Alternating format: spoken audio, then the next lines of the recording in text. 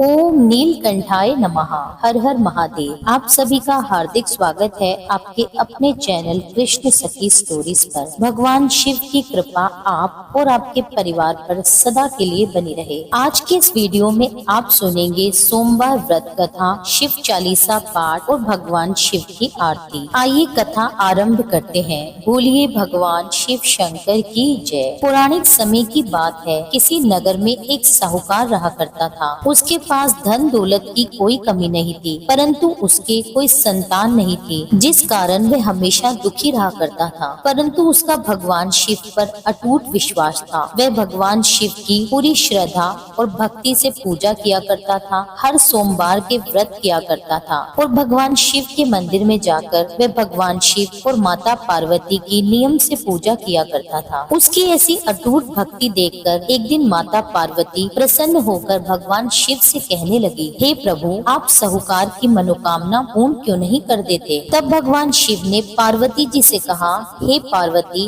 इस संसार में हर प्राणी को उसके कर्मों के अनुसार ही फल प्राप्त होता है। जिसके भाग्य में जो होता है उसको वह भोगना ही पड़ता है। साहूकार के भाग्य में भी कोई संतान नहीं है, तो उसको संतान प्राप्ति का वरदान मैं कैसे दे दूं? परंतु पार्वती जी ने भगवान शिव से दोबारा आग्रह किया। अब माता पार्वती के बार बार आग्रह करने पर भगवान शिव ने साहूकार को पुत्र प्राप्ति का वरदान तो दे दिया, किंतु उन्होंने कहा कि उस बालक की आयु केवल 12 वर्ष तक ही रहेगी। वह केवल 12 वर्ष तक ही जीवित रहेगा। अब भगवान शिव से यह वरदान पाकर साहूकार ना तो ज्यादा खुश हुआ और ना ही ज्यादा दुखी। वह तो पहले की तरह ही भगवान शिव और माता पार्वती की पूजा में लीन रहता। कुछ समय के बाद साहूकार की पत्नी ने एक पुत्र को जन्म दिया। अब वह बालक दिनों दिन बढ़ने लगा और जब वह 11 वर्ष का हुआ तो उसे पढ़ने के लिए साहूकार ने काशी भेजने का निर्णय किया। साहूकार ने पुत्र के मामा को बुलाकर उनको बहुत सारा धन दिया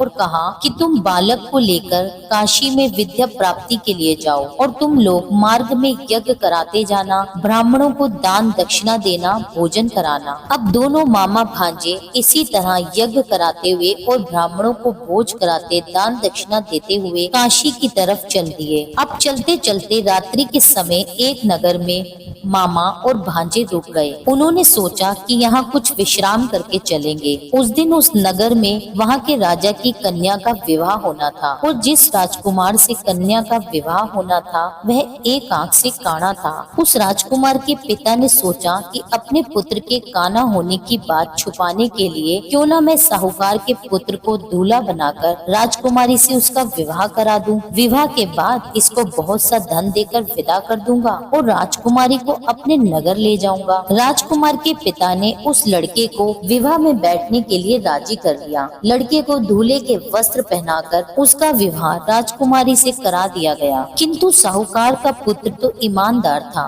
उसे यह बात बिल्कुल भी ठीक नहीं लगी। उसने अवसर पाकर राजकुमारी के दुपट्टे पर लिख दिया कि तुम्हारा विवाह तो मेरे साथ हुआ है, लेकिन जिस राजकुमार के संग तुम्हें भेजा जाएगा वह एक आंख से काना है और मैं अभी काशी पढ़ने जा रहा हूँ। जब राजकुमारी ने अपने दुपट्टे पे लिखी वह बात पढ़ी तो उसने तुरंत जाकर यह बात अपने माता पिता को बता दी। राजा ने अब राजकुमार के साथ अपनी पुत्री को विदा करने से मना कर दिया। उसकी बारात वापस लौट गई। उधर साहूकार का बेटा और उसके मामा काशी पहुँचे और वहाँ जाकर भी उन्होंने यज्ञ का आयोजन किया। जिस दिन लड़का 12 साल का हुआ उसी दिन यज्ञ का आयोजन था। लड़के ने अपने मामा से कहा, आज मेरी तबीयत कुछ ठीक नहीं लग रही। तब मामा ने कहा, तुम अंदर जाकर विश्राम कर लो। अब शिवजी जी के वरदान के अनुसार कुछ देर में ही उस बालक के प्राण निकल गए। मृत भांजे को देखकर मामा ने विलाप करना शुरू कर दिया। संयोगवश उसी समय भगवान शिव और माता पार्वती वहाँ से गुजर रहे थे। तब माता पार्वती ने भगवान शिव से कहा, हे स्वामी, मुझे किसी के रोने का स्वर सुनाई दे रहा है। चलिए हम इस व्यक्ति के कष्ट दूर करते हैं। जब भगवान शिव उस मृत बालक के समीप आए तो वे पहचान गए, यह तो वही साहूकार का पुत्र है जिसे मैंने केवल 12 वर्ष की आयु तक का ही वरदान दिया था। अब इसकी आयु पूरी हो चुकी है। लेकिन मातृ भाव से विभोर माता पार्वती ने बड़े विनम्र भाव से भगवान शिव से कहा, हे महादेव, आप इस बालक को और आयु देने की कृपा करें, अन्यथा इसके वियोग में इसके माता पिता भी रो रो कर मर जाएंगे। इस तरह से माता पार्वती के आग्रह करने पर भगवान शिव ने साहूकार के लड़के को जीवित होने का वरदान दे दिया। शिव जी की कृपा से वह बालक जीवित हो गया और काशी में शिक्षा समाप्त करके लड़का और उसके मामा अपने नगर की ओर चल दिए। अब दोनों चलते चलते उसी नगर में पहुँचे जहाँ उसका विवाह हुआ था। उस नगर में भी उन्होंने यज्ञ का आयोजन रखा था। वहाँ के राजा ने उस लड़के को पहचान लिया और उसे पूरे सम्मान के साथ महल में लेकर गए। महल में उनका खूब मान सम्मान किया और खूब सारी धन दौलत देकर अपनी पुत्री के साथ विदा कर दिया। इधर साहूकार और उसकी पत्नी भूखे प्यासे रहकर अपने पुत्र की प्रतीक्षा कर रहे थे। उन्होंने प्रण कर रखा था कि यदि उनके पुत्र की मृत्यु का समाचार आया तो वह भी अपने प्राण त्याग देंगे, परंतु अपने बेटे को जीवित आता देखकर वह बहुत प्रसन्न हुए। उन्होंने पुत्र को गले से लगा लिया और वर वधू को बहुत सारा आशीर्वाद दिया। उसी रात्रि भगवान शिव साहूकार के स्वप्न में आकर कहने लगे, हे श्रेष्ठी, मैंने तेरे सोमवार के व्रत करने और व्रत कथा सुनने से प्रसन्न होकर तेरे पुत्र को लंबी आयु प्रदान की है। इस प्रकार जो कोई भी सोमवार का व्रत पूरी निष्ठा के साथ करता है, कथा सुनता और पढ़ता है, भोलेनाथ उसके सभी दुख दूर करते हैं और उस व्यक्ति की सभी मनोकामनाएं पूर्ण करते हैं। प्रेम से बोलिए भगवान शिव शंकर की जय, माता पार्वती की जय। अब सुनिए शिव चालीसा। श्री गणेश गिरिजा सुवन मंगल मूल सुजान, कहत अयोध्या दास तुम देहु अभय वरदान। जय गिरिजापति दीन दयाला, सदा करत संतन प्रतिपाला। बाल चंद्रमा सोहत नीके, कानन कुंडल नाग फनीके। अंग गोर शिर गंग बहाए, मुंड माल तन चार लगाए। वस्त्र खाल बागंबर सोए, छवि को देख नाग मुनि मोहे। मैना मातु की है दुलारी, बाम अंग सोहत छवि न्यारी। कर त्रिशूल सोहत छवि भारी, करत सदा शतुरन शेकारी। नंदी गणेश सोहे ताहा कैसे, सागर मध्य कमल है जैसे। कार्तिक शाम और गणराऊ, या छवि को कही जात न काऊ। देवन जब ही जाए पुकारा, तब ही दुख प्रभु आप निवारा। किया उपद्रव तारक भारी, देवन सब मिली तुम ही जुहारी। तुरत षडानन आप पठायु, लव निमेष महामारी गिरायु। आप जलंधर असुर संहारा, सुयश तुम्हार विदित संसारा। त्रिपुरासुर सन युद्ध मचाई, सबहि कृपा कर लीन बचाई। किया तपहि भागीरथ भारी, पूरब प्रतिज्ञाता सुपुरारी। दानिन महा तुम सम को नाहि, सेवक स्तुति करत सदाहि। वेद नाम महिमा तव गाई, अखत अनादि भेद नहीं पाई।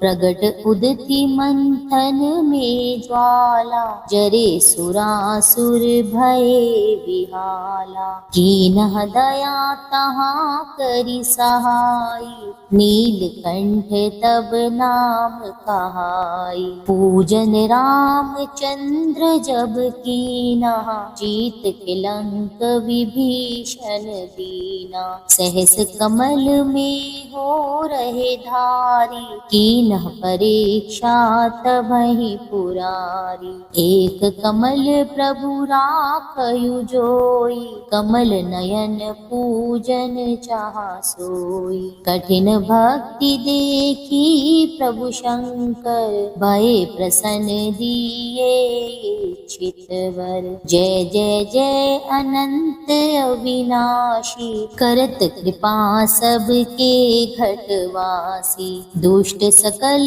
नित मोहि सतावे, भ्रमत रहे मोहि चैन नावे। त्राहि त्राहि मैं नाथ पुकारो, यही अवसर मोहि आन उबारो। लै त्रिशूल शतुरन को मारो, संकट से मोहि आन उबारो। मातु पिता भ्राता सब कोई, संकट में पूछत नहीं कोई। स्वामी एक है आस तुम्हारी, आए हरऊ अब संकट भारी। धन निर्धन को देत सदाहि, जो कोई जाचे वो फल पाहि। अस्तुति के ही विधि करो तुम्हारी, क्षमहु नाथ अब चूक हमारी। शंकर हो संकट के नाशन, मंगल कारण विघ्न विनाशन। योगी यति मुनि ध्यान लगावे, नारद शारद शीश नवावे।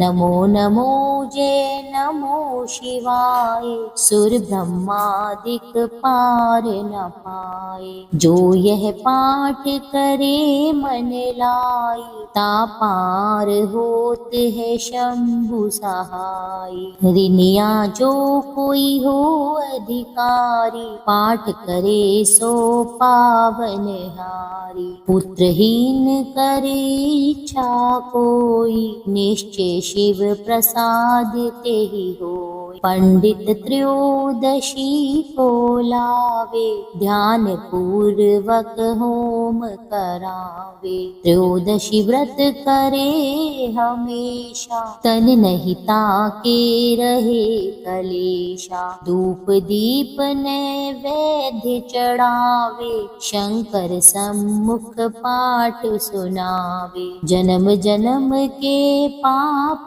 नसावे, अंतवास शिवपुर में पावे। कहे अयोध्या आस तुम्हारी, जानि सकल दुख हरहु हमारी। नित्य नेम कर प्रात ही पाठ करो 40, तुम मेरी मनोकामना पूर्ण करो जगदीश। मकसर छठे है मंत्र ऋतु, संवत 64 जान। स्तुति 40 शिव ही पूर्ण कीन कल्याण। आइए अब सुनते हैं भगवान शिव की आरती। ओम जय शिव ओमकारा, स्वामी जय शिव ओमकारा।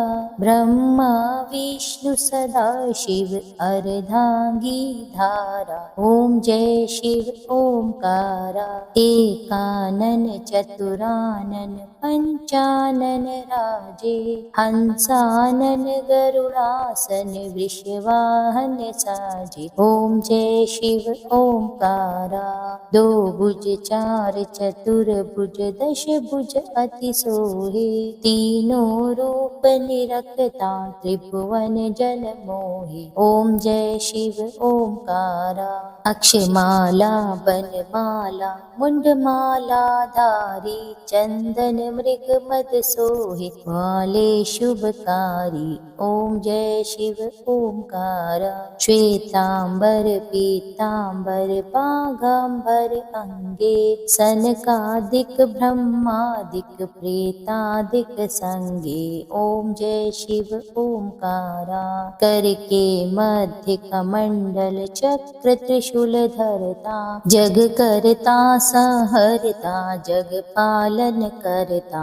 ओम जय शिव ओमकारा, ब्रह्मा विष्णु सदा शिव जानत अविवेका। प्रणवाक्षर अक्षर के मध्य तीनों ही एका।